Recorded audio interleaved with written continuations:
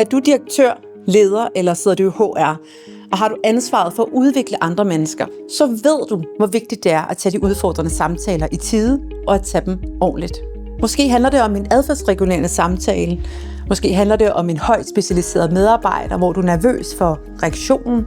Eller måske er det en medarbejder, hvor du allerede har haft flere samtaler, men intet reelt har ændret sig. Hos Better Conversations træner vi de udfordrende samtaler, også kaldet den nødvendige samtale. For den er nødvendig. Ikke bare for relationerne, men for resultaterne.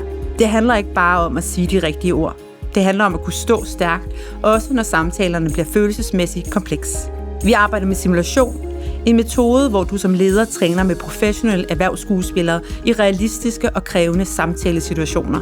Du får mulighed for at prøve dig frem, få konkret feedback og finpudse både din tilgang og dit kropslige nærvær.